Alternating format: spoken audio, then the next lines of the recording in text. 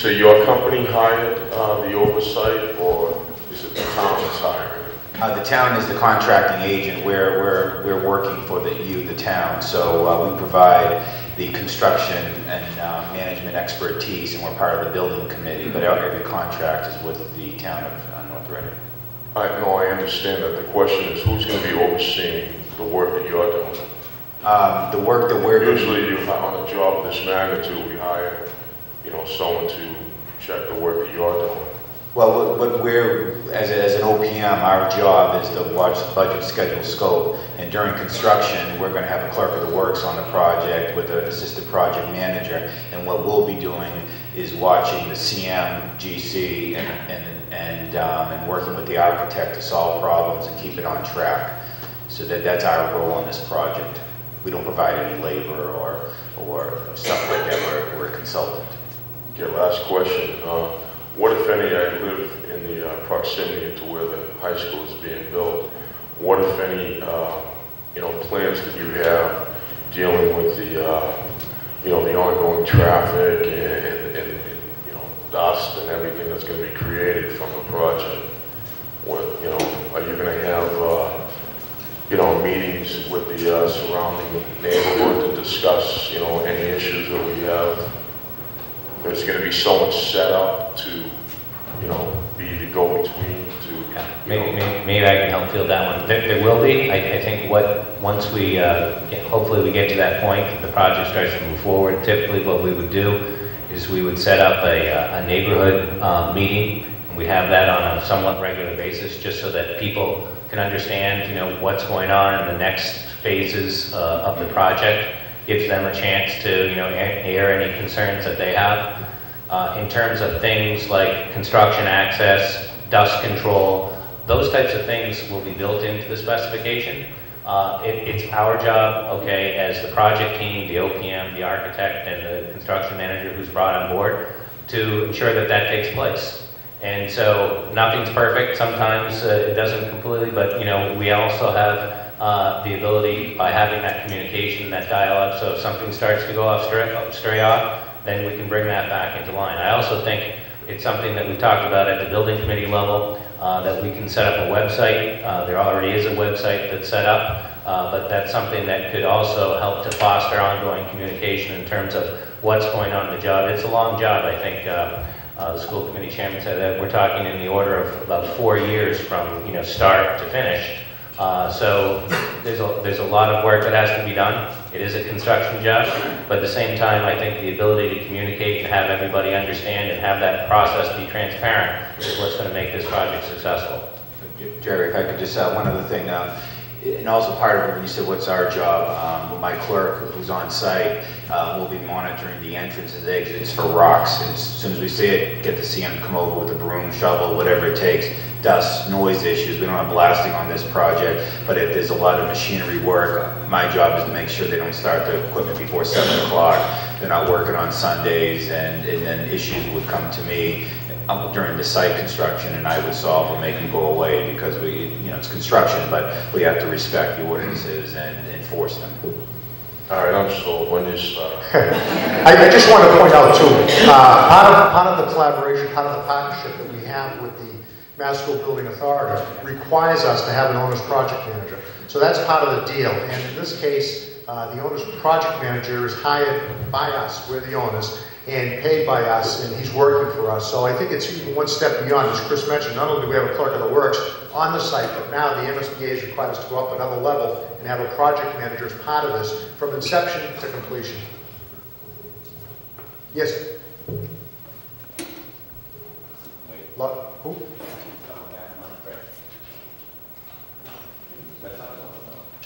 Go ahead, Laura. Thank you, Mr. Chairman. This probably is for Superintendent Willis. Excuse me, Laura Capizzuto, sorry, 12 Duane Drive. It'll come up, a little devil's advocate here. What do you see in terms of enrollment going forward, say 5 years, for the middle school and the high school? I think this might be a legitimate question for some people. So. Sure. We went through a process with the MSBA during the feasibility study to determine what the design enrollment was. And so the MSBA plugged in enrollment projections and other criteria into a formula that they use to determine how large the building should be. And we were not able to exceed what they told us the buildings needed to be in terms of enrollment. So the building will house approximately 630 middle school students at its maximum and 740 high school students at its maximum. So that is what the building is being built out as. And as we took a look at enrollment projections down the road, that would be adequate space to accommodate that enrollment. But we worked in partnership, both Principal Bernard and I, with the MSBA to arrive at those figures, along with the Secondary School Building Committee. And again, I just want to emphasize, this is all part of this collaboration, this partnership with the MSBA. Everything is done by a formula. And when the superintendent says that they told us this was the number of students, this was based on data that we gave them. So it was a very careful analysis of the data, and that data established that going forward, we needed space for 740 high school students and 630 middle school students. Who else? Yes, sir. Somebody bring a microphone? I actually had a question here. Oh, I'm sorry. Go ahead, sir. I had a couple of questions. Owen Boucher from Robin Road. It appears that the Finance Committee, when I saw the notations, they're looking for a tax increase. That's going to be a permanent tax increase you're asking for? That tax increase will be, again, the first $50 million will be over 25 years, so it'll be for the next 25 years. And then 2 years from now, we would ask for the additional $10 million, and that also would be for 25 years. So the total length of the tax increase in one form or another would be about 27 years. So it's going to be a special assessment then? It'd be a special, yeah, it'd be a debt exclusion override election. That's what the special election would be on March, what did I say, 24th? 24th. Is it going to be written that way? The ballot question, I'm going to turn this over to Bob Nasseri. Bob, do you want to comment on that? Bob's the chairman of the Board of Selectmen. The ballot question permits the town to go forward with the bonding for the project. It doesn't specify how the bonding is going to be done, the length of the bonding, or the method. The Board of Selectmen have been working with bond First Southwest, which handles the bonding, and in the interest of providing fairness and to minimize the interest, we are zeroing in on the financing as proposed, that was discussed this evening by Don Kelleher. So we're looking at a 25-year bond. I have no issue with the hybrid bond. I have no issue with the other type of bond. My specific question is, at the end of the time the project is paid for, is the assessment going to reduce? That's why I'm more apt to vote for it if I know I'm planning on retiring in North Reading. I want to go from my house into the grave. I'm a young person, I have very young children, a 1-year-old, excuse me, I have a 2-year-old and almost a 1-year-old, okay?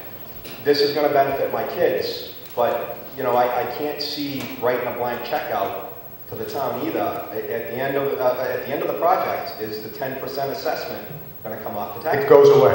Absolutely, it goes away. And you don't think that that should be written into this vote, that it's in law that way? Well, every debt exclusion would include that type of language. Believe me, there's no tricks here. So once the debt is paid off over the bonding period, that goes away. That comes back down to the tax rate that it would be without that bonding amount. So why wouldn't it be written as a special assessment? Well, it doesn't have to, because it's part of state law now, under debt exclusion. When the debt is paid off, the assessment goes away. Okay. And we have other override debt. I mean, override debt for the Batchelder School, for the police station, and things like that. So all of that, when it's paid off, it does go away. Okay, I have a couple other questions. Yes, sir. It looks like the scope of the project includes currently reducing classroom sizes. Has any consideration been given to, in other words, right now we have very crowded classrooms. The new project will have smaller classrooms. No, the new project's going to have considerably larger classrooms, especially in the high I school. said it wrong. The number of students in the classrooms. So there'll be more classrooms or less students in it? Well, the number of students in the classroom, I'll turn this over to Superintendent Willis, is more a product of the availability of teachers than it is of, we'll have plenty of space to deal with all the students. But I'll let Superintendent Willis answer that. We currently have small class sizes. The average class sizes at our schools are very comparable to any school surrounding. So I'm not looking to lower class sizes. I'm not quite sure the nature of your question so that I can answer it. What's the current, well, okay, so in other words, if we have more classrooms, are we going to need to hire more teachers? And where is that money going to come from? Is that Well, again, I think most of the increase in classrooms is a lot of it's going to be replacing the 18 modulars that we currently have. So there's not going to be a dramatic increase. There will be an increase in the size of the classrooms. Okay. Some of those classrooms at the high school are as small as 600 square feet. And I think most of the... I said the question wrong. I meant the number of students in each classroom. No, and again, our class size, as the superintendent said, is extremely good. We try to keep it to a standard of basically 20 to 22 students at the elementary level, and even at the high school level, we don't want to exceed really 25 students in the class if we don't have to. Okay, and another question. The current superintendent offices, where are they located? They're located directly in the center of the middle school. When you walk in the front of the middle school, they have space right there in the center of the school. That space is going to be used for academic space for the middle school, so we have to relocate the central office to another location, and we basically decided as a committee that we wanted to keep that space on campus rather than go off campus. Okay. Jerry, right here. Up here, Mr. Red Sox, 1 Leslie Lindor Road. Can I back up a minute here? We're going to vote on this when? March? Correct. And we're going to finish designing it in June? Say that again? We're going to finish designing it in June? No, the design work's going to take place, I think on the slide it said right up through October, so there's a lot of design work to be done as we go. But again, I'll ask our architect, Brad Doerr, to address that specific comment. All right, because how do you design something when you've already got a budget? And if you have a budget and your design exceeds the budget, you're either going to have to go back and vote again, or you're going to have to cut from all of the stuff that you have proposed here, which is very good. So how do you, that's kind of backwards, asking for money for something and you know how much it's going to cost. Well, we're going to give you a response to that. I'm going to ask our architect, who's very experienced in this type of thing, to respond to that question.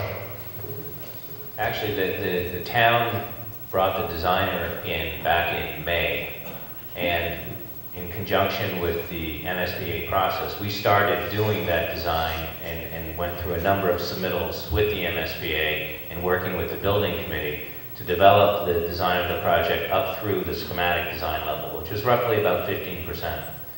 At that point in time, we were asked to estimate the project, so we had an independent third-party estimator come in. PMA, the owner's project manager, also had another estimator come in and estimate that project, and that's consistent with the state process of what they do. Then they independently go and review the information that's provided to them to see if that's consistent with what the kind of the markers are out there, if you will, for what state projects are currently yielding. So we actually have not a lot, but I think a significant portion of the design completed. It's typical, okay, to be able to go and estimate with appropriate contingency levels of what you would expect the project to cost. It's consistent right now with where other projects similarly scoped and sized are within the state. And then just as, and this also will maybe address the other, one of the other questions the other gentleman had about protection, levels of protection. We will also be putting into the design a number of alternates so that if, in fact, and we will go through 2 more estimating as the design continues to progress through this fall, which was when we expect to complete the design. So we'll be providing another 2 sets of independent estimates at the end of the design development phase, which would be about midsummer. And then as the design advances further, sometime out in October, towards the end of October, we'll be doing a final estimate. If at that point in time everything looks like it's on the mark in terms of the budget, we will commence and move forward through the bidding process. And then you never know until bid day exactly what the price is going to be. But if on bid day we find that the price is exceeding what our budget was, the town has the option to execute some of those deduct alternates to bring the project cost back down in line with the budget. There will be some early release projects or scope of work that would be commenced this summer if the project